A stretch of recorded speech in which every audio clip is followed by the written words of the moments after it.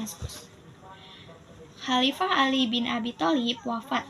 Hal ini menandakan berakhirnya masa Khulafaur Rasyidin dan berdirinya sebuah dinasti baru yaitu Bani Umayyah.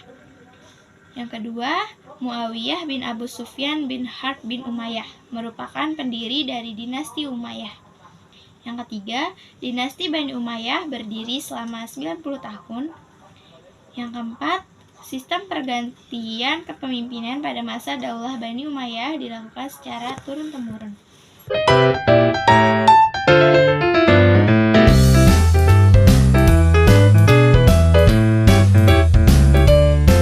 Selanjutnya, siapa itu Muawiyah bin Abi Sufyan? Muawiyah bin Abu Sufyan masuk Islam pada usia 23 tahun. Rasulullah Shallallahu Alaihi Wasallam menjadikan Muawiyah sebagai penulis pendamping wahyu beliau. Muawiyah bin Abu Sufyan diangkat menjadi gubernur Syria selama 20 tahun. Ia berhasil mendirikan dinasti Bani Umayyah dan memindahkan pusat pemerintahan dari kota Madinah ke Damaskus. Muawiyah bin Abi Sufyan wafat pada usia 80 tahun dan dimakamkan di Damaskus. Yang kedua, ada Yazid bin Muawiyah. Yazid bin Muawiyah diangkat menjadi khalifah atas penunjuk oleh orang tuanya, yaitu Muawiyah bin Abu Sufyan. Yazid bin Muawiyah menjabat sebagai khalifah selama 3 tahun. Yazid bin Muawiyah wafat pada usia 38 tahun. Kemudian ada Muawiyah bin Yazid. Muawiyah bin Yazid dikenal dengan sebutan Muawiyah II, cucu dari Muawiyah bin Abu Sufyan. Muawiyah bin Yazid, masa pemerintahannya hanya 6 bulan. Ia mengundurkan diri karena sakit, lalu wafat pada usia 23 tahun.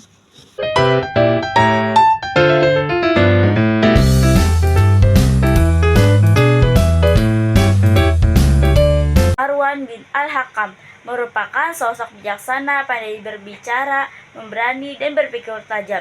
Ia juga pandai membaca Al-Quran. Menjabat sebagai khalifah hanya sebentar, wafat pada usia 63 tahun. Abdul Malik bin Maryam berhasil menyatukan kembali dunia Islam, berhasil menyatukan seluruh wilayah kekuasaan Islam taat pada perintahnya. Abdul Malik bin Marwan mendapat sebutan sebagai pendiri yang kedua, menjadi khalifah selama 21 tahun 8 bulan, wafat pada usia 60 tahun. Walid bin Abdul Malik lahir pada tahun 50 Hijriah, dilantik menjadi khalifah pada tahun 860 Hijriah sampai 705, pengganti ayahnya. Masa perintahnya berlangsung selama 10 tahun, berhasil melakukan perluasan wilayah kekuasaan dari Afrika Utara menuju benua Eropa, membangun Masjid Umawi atau Masjid Umayyah di Damaskus, wafat pada tahun 69 Hijriah sampai 715.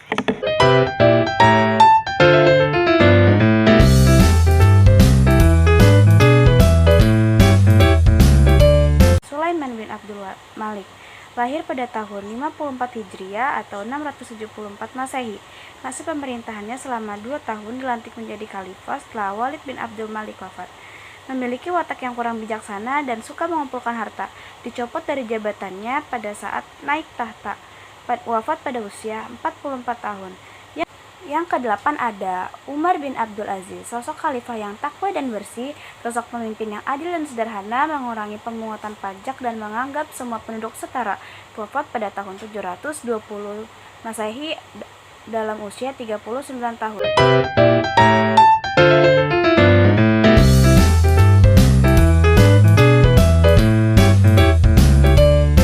9. Yazid bin Abdul Malik.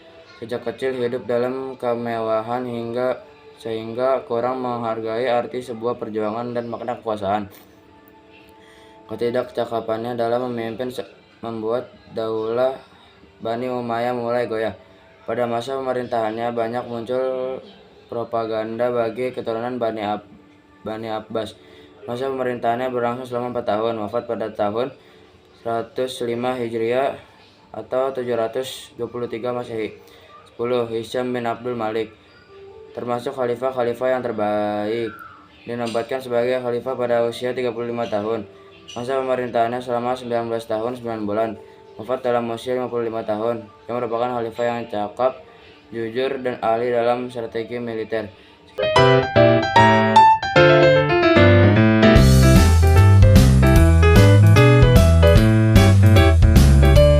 Walid bin Yazid lahir pada tahun 90 Hijriah. Masa pemerintahannya berlangsung selama 1 tahun 2 bulan. Memiliki kepribadian yang sangat baik, yang kurang baik, sehingga pada saat menjadi khalifah daulah Bani Umayyah mengalami kemunduran. Berhasil membuat kebijakan menjadi jumlah bantuan sosial untuk perawatan orang-orang buta dan lansia berlipat ganda. Wafat dalam usia 40 tahun. Urutan ke-12, Yazid bin Walid. Masa pemerintahannya singkat, yaitu sekitar beberapa bulan. Banyak mengalami kesulitan saat menjadi khalifah. Sebelum wafat berwasiat kepada saudaranya Ibrahim untuk menjadi khalifah sepeninggalnya.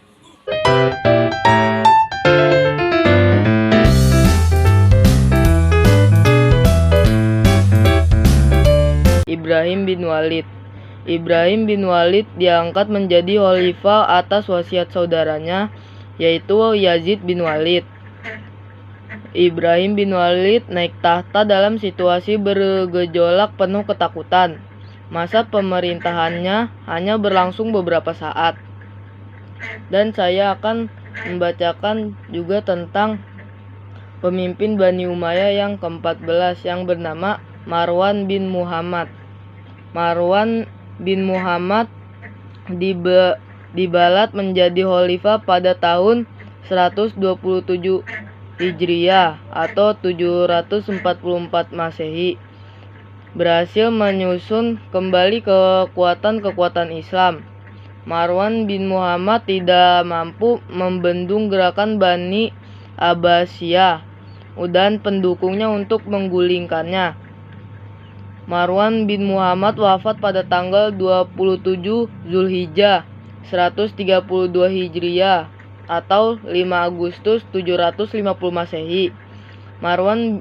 Setelah Marwan bin Muhammad wafat, berakhir pula kedaulatan Bani Umayyah dan berdiri kedaulatan baru, yaitu Daulah Bani Abbasiyah.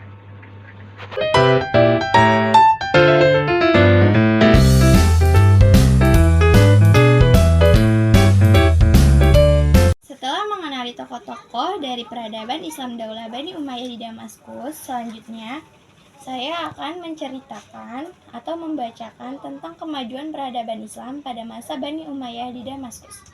Yang pertama, di bidang pemerintahan. Yang pertama ada Diwan Ar-Rosail. Dia adalah departemen yang bertanggung jawab mengatur urusan terkait surat-surat kenegaraan.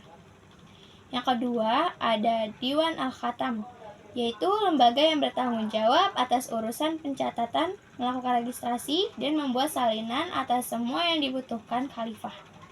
Yang ketiga, ada Diwan Al-Kharaj. Dia adalah departemen yang bertanggung jawab atas pengelolaan pendapatan negara.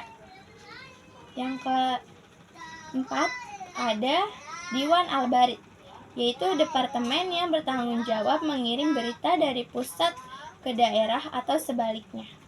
Yang terakhir ada Diwan Al-Jund, yaitu departemen pertahanan yang bertanggung jawab atas urusan militer. Bidang hukum. Al-Qoda, yaitu sebuah lembaga peradilan pemimpinan disebut dengan Qodi. Al-Hisbah, yaitu sebuah lembaga yang pengurus tindak kejahatan atau kriminal. Al-Mazilim, lembaga yang kedudukannya lebih tinggi dari Al-Qoda dan Al-Hisbah. Lembaga ini bertugas untuk memeriksa atau mempertimbangkan kembali kebutuhan hukum yang diterapkan oleh Qodi. Bidang sosial. berhasil membuka hubungan antar bangsa Arab, bangsa-bangsa yang dikuasai yaitu Mesir, Persia, dan Eropa, melahirkan ide-ide baru khususnya pada bidang seni dan ilmu pengetahuan. Bidang ekonomi, membuka jalur perdagangan dengan membangun pelabuhan, mencetak mata uang khusus, mengumpulkan pajak, memberi gaji tetap bagi para pegawai dan pejabat, sehingga meningkatkan kesejahteraan rakyat. Bidang keagamaan, Bani Umayyah. Dibangunnya Masjid Agung yang disebut dengan Masjid Damaskus. Dibangunnya seluruh kota bernuansa Islam yang disebut dengan kota Kairouan.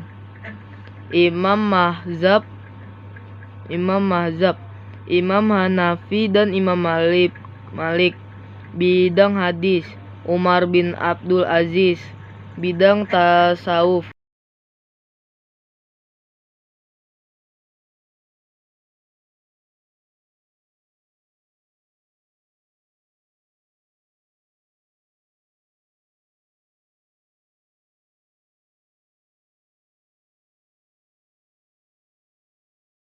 Bidang pendidikan, Khalid, tokoh muslim yang pertama kali menerjemahkan buku-buku berbahasa asing, Abdullah bin Abbas dan Atta bin Robah, tokoh muslim di bidang fikih. Zaid bin Sabit, tokoh muslim yang dipercaya oleh Rasulullah Shallallahu Alaihi Wasallam menulis wahyu. Hasan al-Basri dan Abdullah bin Mas'ud, tokoh muslim di bidang hadis. Al-Akhtal Jarir, Al-Farazdaq, Jamil, Umar bin Abu Rabi'ah, tokoh muslim di bidang syair. Sekian dari saya, terima kasih.